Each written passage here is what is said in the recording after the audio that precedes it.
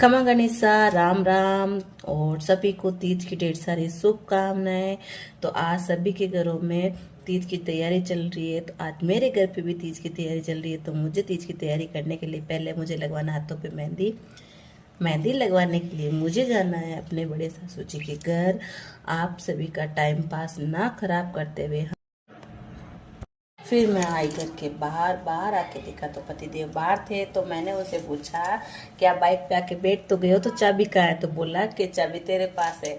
तो मैंने उनको दी है चाबी। चाबी देने के बाद उन्होंने किया गाड़ी को स्टार्ट करने के बाद उन्होंने बोला चल बैठ जा। तो वो मुझे कुछ बातें जो सुना रहे थे कि तूने मेरी नींद खराब की है, तो पहले नहीं बोल सकती, ऐसे करके वो मेरे से झगड़ा कर रहे थे। तो फिर हम थोड़ा सा आगे आए तो यहाँ देखा कि बहुत ही सुंदर बाजरी उग रखी थी। तो फिर थोड़ा सा आगे आके हमने देखा कि यहाँ है भूमि जी का स्थान। फिर हमने किया प्रणाम और आगे जाने के बाद में हमें मिल गया बड़े सासू जी का घर पर इन्होंने मुझे नीचे उतारा, बोला कि अब तू चली जा। तो मैं आ गई करके अंदर आके मैंने गेट को खोला और बंद किया। बंद करने के बाद मैंने अंदर गई तो मैंने देखा कि मेरी भांजी खड़ी है। तो उन्होंने बोला कि जीजा आप बैठो। फिर मैं बैठी तो फिर उसने बोला कि चलो मैं आपकी मेहंदी लगाती हूँ। तो उसने मेरे मेहंदी लगाई। मेहंदी लगाने के बाद मैं आ गई घर पे आके देखा तो गुड़िया अपने पापा को पोएम सुना रही थी। बोल रही थी पापा आप ऐसे पोएम बोलो। तो वो ऐसे बोल के फिर आगे देखा तो ये देवर जी का सामान पड़ा था। तो देवर जी की लंबे समय के बाद में अपने ड्यूटी पर जा रहे थे। तो उन्होंने अपना सारा सामान एक बार चेक किया। चेक करते करते देखा तो बाहर गाड़ी आ चुकी थी। तो फिर सारा सामान गाड़ी के पास लेके गए।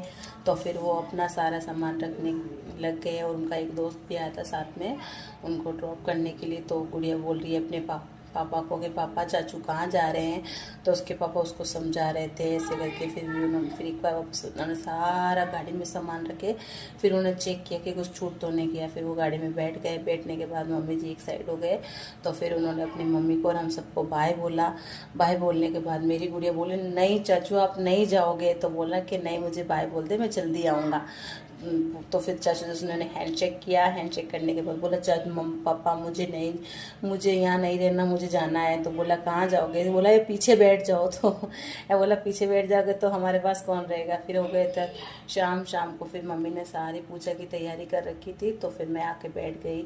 बैठने के बाद मैंने एक बार चेक किया कि सारा सामान है या नहीं है। फिर मैंने पूजा को कंप्लीट किया। तो फिर मेरा ये आज था तीज का लुक। तो फिर मैंने आपको बता दिया कि इस तरह से हमने पूजा की। और मैंने अपनी गुड़िया को बोला कि गुड़िया प्लीज़ एक बार फ़ोन पकड़ो। तो उसने फ़ोन पकड़ा और फिर मैंने तीज माता को प्रणाम किया और उनसे आशीर्वाद लिया। फिर मैं छत के लिए निकल गई। छत पे आके देखा तो चांद मामा निकल चुके थे। फिर मैंने चांद मामा की पूजा की। फिर नीचे आई तो आगे देखा ओ नो ये गुड़िया ने क्या कर दिया।